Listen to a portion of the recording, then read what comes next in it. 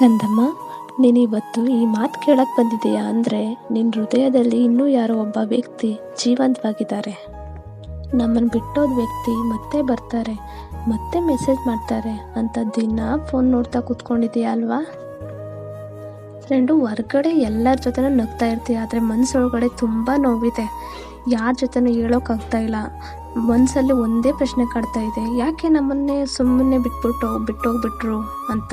ಆದರೆ ಫ್ರೆಂಡು, ಇವತ್ತು ನಾನು ನಿಮ್ಮ ಜೊತೆ ಫ್ರೆಂಡಾಗಿ ನಿಮ್ಮ ಜೊತೆ ಮಾತಾಡೋಕ್ಕೆ ಬಂದಿದ್ದೀನಿ.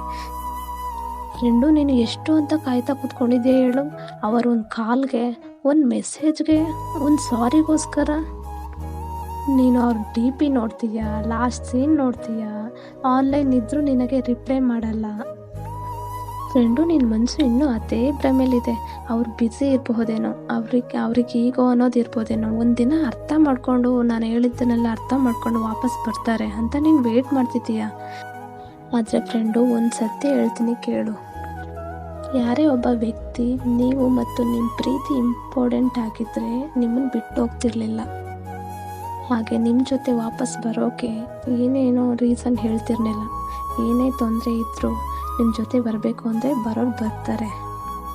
ಫ್ರೆಂಡು, ನಮ್ಮ ಬಿಟ್ಟೋಗಿರೋ ವ್ಯಕ್ತಿ ನಮ್ಮ ಲೈಫಲ್ಲಿ ಮತ್ತೆ ವಾಪಸ್ ಬರಲ್ಲ ಅನ್ನೋ ಸತ್ಯನ ನಮ್ಮ ಮನಸ್ಸು ಒಪ್ಕೊಳ್ಳೋಕೆ ಎಷ್ಟು ಕಷ್ಟ ಆಗುತ್ತೆ ಗೊತ್ತಾ? ನಮ್ಮನ್ನು ಬಿಟ್ಟೋದ ವ್ಯಕ್ತಿ ಮತ್ತೆ ನಮ್ಮ ಲೈಫ್ಗೆ ವಾಪಸ್ ಬರಲ್ಲ ಅನ್ನೋ ಸತ್ಯನ ನೀನು ಒಪ್ಕೊಳ್ದೇ ಇದ್ದರೆ ನಿನ್ನ ಮನಸ್ಸಿಗೆ ಇನ್ನೂ ದೊಡ್ಡ ನೋವಾಗುತ್ತೆ. ಫ್ರೆಂಡು, ನೀನು ಇನ್ನೂ ಹಳೆ ಚಾಟ್ ಓದ್ತಿದೆಯಲ್ವಾ, ಫೋಟೋ ನೋಡ್ತಿದೆಯಲ್ವಾ, ಆ ದಿನಗಳನ್ನೇ ನೆನಪಿಸ್ಕೋತಾ ಇದೆಯಾ. ಆದರೆ ನಿಮ್ಮನ್ನು ಬಿಟ್ಟೋಗಿರೋ ವ್ಯಕ್ತಿ ಅವರು ಹೊಸ ಜೀವನದಲ್ಲಿ, ಹೊಸ ನಗುವಿನಲ್ಲಿ, ಹೊಸ ಪ್ರೀತಿಯಲ್ಲಿದ್ದಾರೆ. ಆದರೆ ನಿನ್ನ ಲೈಫು ಅದೇ ಹಳೆಯ ಕ್ಷಣಗಳನ್ನು ನೆನಪಿಸ್ಕೊತಾ ಅಳ್ತಾ ಕೂತ್ಕೊಂಡಿದೆಯಲ್ವಾ. ಫ್ರೆಂಡು, ನಮ್ಮನ್ನು ಬಿಟ್ಟೋಗಿರೋ ವ್ಯಕ್ತಿಗೋಸ್ಕರ ಅವ್ರು ವಾಪಸ್ ಬರಲ್ಲ ಅಂತಂದ್ಬಿಟ್ಟು ನಮ್ಮ ಲೈಫ್ನ ನಾವು ಸ್ಟಾಪ್ ಮಾಡ್ಕೋಬೇಕಾ? ಕೆಲವು ವ್ಯಕ್ತಿಗಳು ನಮ್ಮ ಲೈಫು, ನಮ್ಮ ಜೀವನಕ್ಕೆ ಬಂದು ಒಂದು ಪಾಠ ಕಲಿಸ್ಬಿಟ್ಟು ಹೋಗ್ತಾರೆ. ಅವ್ರ ಕೆಲಸ ಅಷ್ಟೇ, ಬಿಟ್ಟಾಕು. ಫ್ರೆಂಡು, ನೀನು ವೇಟ್ ಮಾಡ್ತಾ ಒಬ್ಬರು ಕಾಯ್ತಾ ಕೂತ್ಕೊಳ್ಳೋದನ್ನು ಮೊದಲು ಬಿಡು. ನೀನು ಇನ್ನೂ ಕಾಯ್ತಾ ಕೂತ್ಕೊಳ್ಳೋದು ಒಂದು ಕಾಲ್ಗೋಸ್ಕರ ಅಲ್ಲ, ಇಲ್ಲ ಒಂದು ಚಾನ್ಸ್ಗೋಸ್ಕರ ಅಲ್ಲ. ನಿನ್ನ ಲೈಫ್ ಯಾರ ಅನುಮತಿನೂ ಕಾಯ್ತಾ ಕೂತ್ಕೋಬಾರ್ದು. ನಿನ್ನ ನಗು ಯಾರ ಮೆಸೇಜ್ಗೋಸ್ಕರನೂ ಮೇಲೂ ಡಿಪೆಂಡ್ ಆಗಬಾರ್ದು. ಇವತ್ತು ನಿನ್ನ ಲೈಫ್ನ ರೀಸ್ಟಾರ್ಟ್ ಮಾಡಿದರೆ ನಾಳೆ ನಿನಗೆ ನಿನ್ನದೇ ಹೊಸ ಕತೆ ಸಿಗುತ್ತೆ. ಅದೇ ದಿನ ನೀನು ಬಿಟ್ಟೋಗಿರೋ ವ್ಯಕ್ತಿ ಹೆಸರು ಕೇಳಿದ್ರು ನಿನ್ನ ಕಣ್ಣು ಒದ್ದೆ ಏನೂ ಆಗೋದಿಲ್ಲ.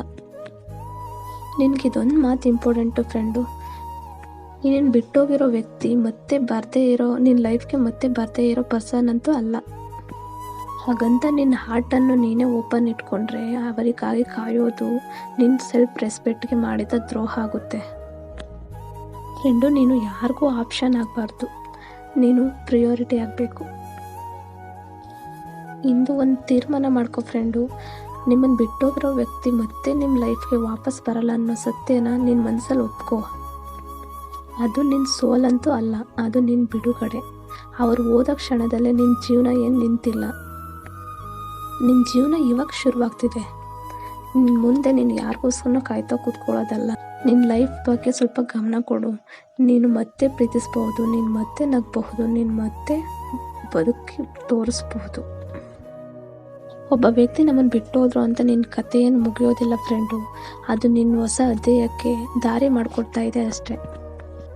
ಫ್ರೆಂಡು, ನೀನು ವೀಕ್ ಅಂತೂ ಅಲ್ಲ, ತುಂಬ ಸ್ಟ್ರಾಂಗ್ ಆಗಿದೆಯಾ, ಸ್ಟ್ರಾಂಗ್ ಆಗಿರಬೇಕು ಕೂಡ. ಫ್ರೆಂಡು, ನಾನು ಯಾವಾಗಲೂ ನಿನ್ನ ಜೊತೆನೇ ಇರ್ತೀನಿ. ಮತ್ತೆ ಮಾತಾಡೋಣ ಮುಂದಿನ ಮಾತಿನಲ್ಲಿ.